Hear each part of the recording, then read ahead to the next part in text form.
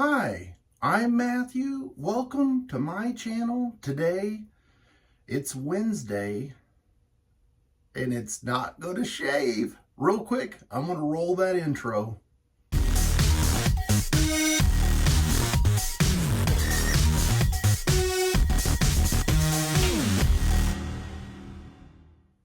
All right, so my channel is all about wet shaving. And I do all that stuff from safety razors to straight razors. I offer tips, tricks, and hacks. And today is going to be more of a, I don't know if it's a tip or a hack. It's really more of a how-to. And so you've already clicked on the title and you've seen, all the thumbnails, which I don't even know what those are going to be yet. But today is going to be how to gel tip a badger knot. And if you guys have seen in the past some of my brushes, like this one, you'll notice that it looks like there's 3 different colors there. Is it a 2-band? Is it a 3-band? What's going on? Well, this is actually a gel tip knot. It's a badger knot. I'm going to walk you through the process, and there's got to be a little disclaimer here, of course. If you don't feel comfortable doing this, don't do it. If you want to try it, but be forewarned. If you do any of these things wrong, because there's so many variables, you may ruin your knot. With that being said, let's move forward. Okay, so what is a gel knot? Why do we want it? Well, the gel knot is basically just the tip of the knot bleached to where it starts to damage the top of the hair fiber, and it creates these little soft gel hooks, and it makes the knot feel very nice. So you guys know, you've seen this one. This is a brush that I made with the badger knot, and this is nothing new.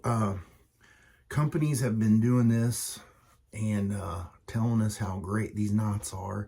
And it's really a simple thing. So I don't know, there might be people that get mad at me or what have you. But anyway, this is a badger knot, and you can see it's got the same kind of pattern here. But if you look at the top, this is more of the natural, I don't know. It's just the natural look of it. It's not been bleached or gelled out or anything. And so we're going to use this. We're going to gel this one together. Gel it. All right, so you're going to need some things, right? And first off, you're going to need a non-metallic bowl, and you're going to need some kind of brush. Now, I have to tell you, I've had this stuff for quite some time, and I couldn't even tell you. It's probably 10 years old or older, because one time I decided for like Halloween or whatever, and I can't remember the guy's name, but anyway, he had kind of a flat topish haircut, and I can't even remember the movie he was in, but his skin was pretty dark and his hair was like ultra bleach blonde. And I thought it would be funny to dye my hair, and the sides, there's not much to it but the top. So I went to Sally's. It's a beauty store around here, and excuse me, pardon me, I still have that ever lingering cough. So I went to Sally's and I bought some stuff. Now, if you don't want to go to Sally's and purchase this stuff, you can even go to the Dollar Tree, and it's not $1 anymore, it's $1.25. This has the same stuff in it, and your results might vary depending on what you do. But what you want to do is you want to find where it says right here, the lightest blonde. And I'll kind of compare the two things here. But you're going to have this volumizing cream, and I went for the large because the value of this versus the smaller, there's like a little bitty small one you can get, and I think it was like $7 and this was $9, and I thought, what the heck, I'm going to get this. So I got the 40, And then the other part that you're going to have to get is, I kind of get these confused here, so I don't know. One is basically the bleach, and the other one's the peroxide. I think this one is actually what the peroxide is, if I remember right. It probably says on there.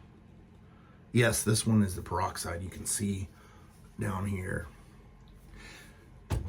Since this is bleach and peroxide, you might want to wear gloves or a shirt or something that you don't care getting messed up. And so then I got the Ion, they call it like a color, it's kind of hard to see because this is an old one. Color Brilliance 7 levels of lift.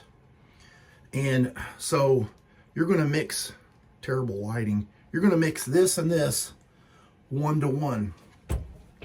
And you don't want to do it in a metal container or anything because bleach and metal, not good. And I picked this up, and I believe there was another little thing that you can do. It's got kind of little measurement grid squares in here. And if I remember, does this one tell you? I saw on this box somewhere how many levels this was, and I don't remember now. But it's the same stuff. Could have swore I seen that on here. So here's your peroxide, and if you see in the bottle, they kind of cheat you. There's only that much in there. And then the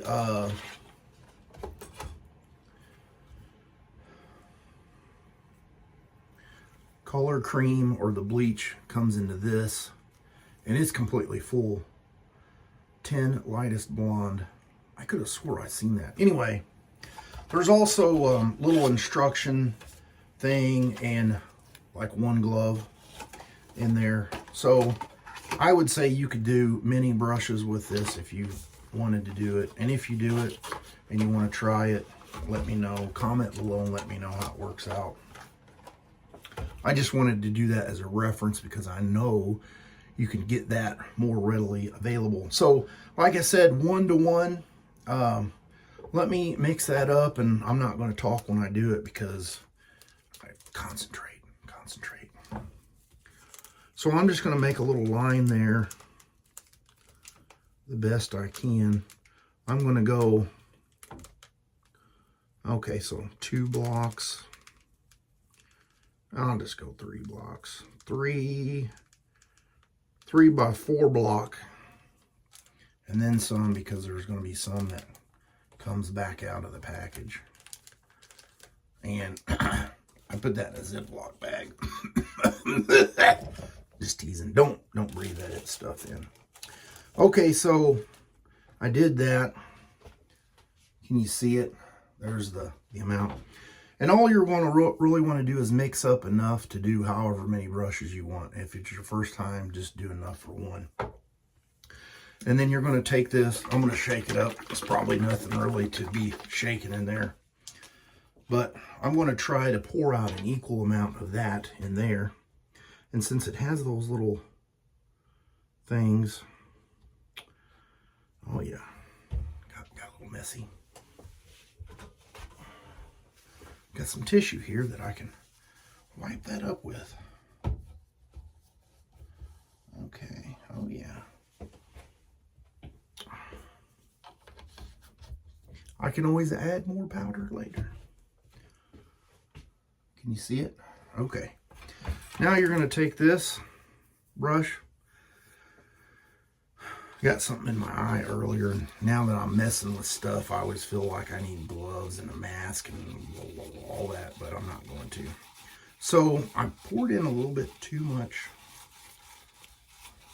of the liquid, and I need more of the bleach, which is fine, because I've got a whole lot of it. So I'm going to pour some more in there. Good thing I didn't completely put it back in the Ziploc baggie.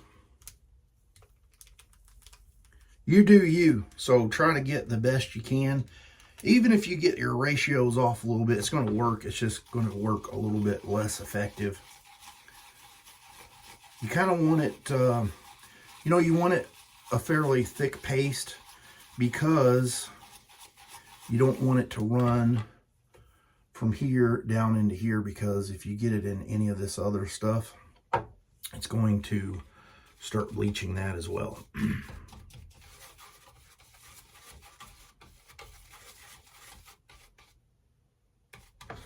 I want to add a little bit more. I'm going a little slow on this because I haven't done this a whole lot. And you know how powder and liquids interact with each other. It's a little different. So I just want to make sure that I get the consistency I want here. But I know it's a 1-to-1, and I poured too much. Too much of the volumizer in there. So I got to make up for it. Okay. I think we're where I want it to be. Yep. Okay. So now this is where we get to play painter and paint.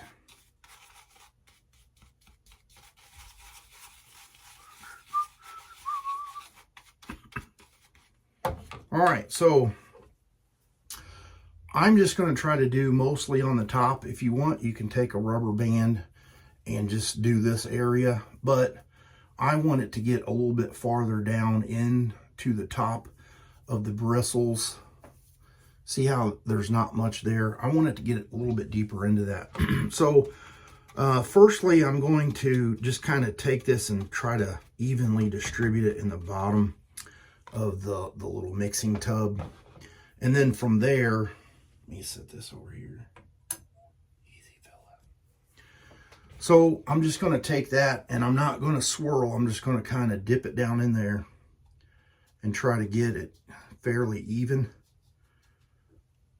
which didn't do a very good job because this one is already broken in. So I'm going to go back to this, and we're just going to gently go across the top and paint it all around. And this is where you need to be a little bit precautious, because if you do it too hard, the natural respring is going to flip stuff back in your face, and you don't want that. And this is a little difficult to do on camera. So some of this is off camera here, and you're just going to have to take my word for it.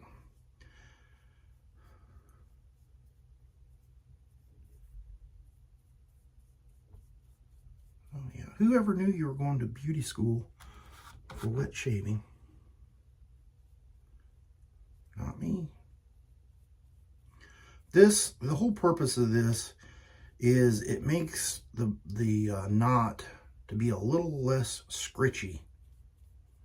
So it really softens it up. And if it doesn't work to your likings on the first go round, you may have to do a second round. And like I said, you don't want to overdo it. So I recommend letting this set for 10 to 15 minutes, and then you're going to rinse it out and wash it with soap. And then I'll show you that in a little bit, but I've got a little bit more to put on because I want to get down in there. Get her in there.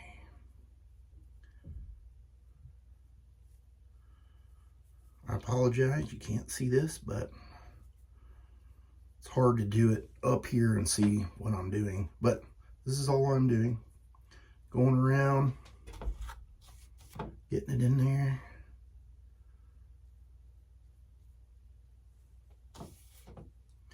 I actually did this on a boar knot, but I dyed it black.